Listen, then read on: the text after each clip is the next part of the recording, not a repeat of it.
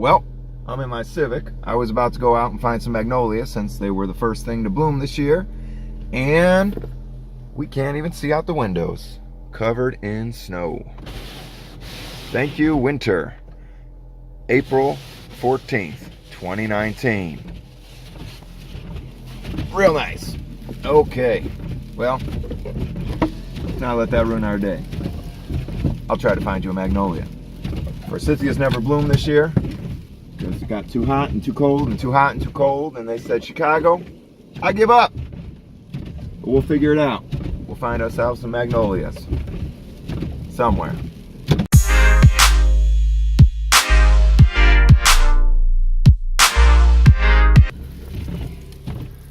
There's one. How sad. Only a couple flowers blooming. The magnolia starts making its flower buds for next year's flowers shortly after this year's flowers have turned into fruit. So if you want to shape your tree into a little ball, expect a worse flower show next year.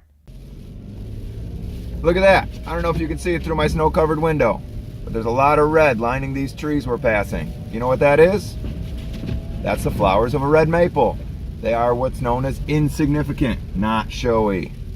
Those flowers are very teeny tiny, but they do their job. We all know they do their job because all those little winged fruits that fall down, known as samaras, those are because those flowers were pollinated. Okay, we got another one for you.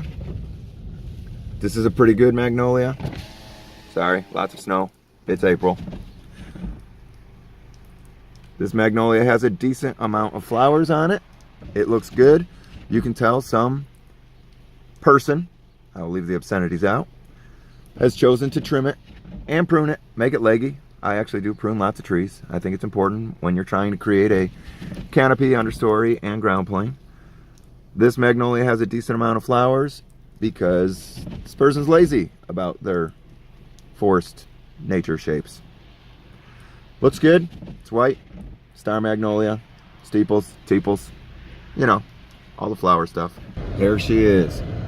Little baby, but we'll be able to get in there, look at the parts. Ah, look at that little baby. Not quite open yet.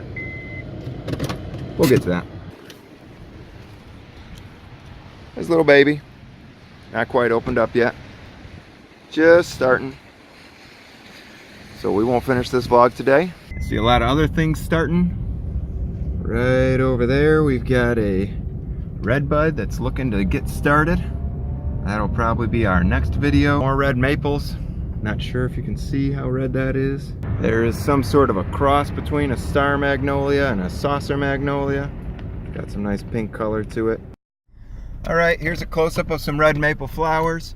They are pretty. People don't really pay much attention to them. They come and go before you notice, and they're very small, but they're pretty cool.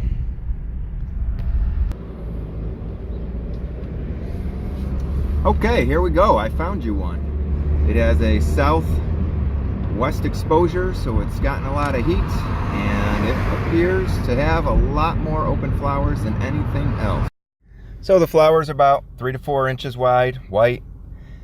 They have what are known as sepals, which is what you call the petals on the magnolia flower. There's about 18 of them.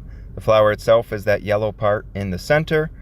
They're hardy from zones 4 to 9. They grow to be 15 to 20 foot tall, 10 to 15 foot wide, which is a decent size for an average residential site.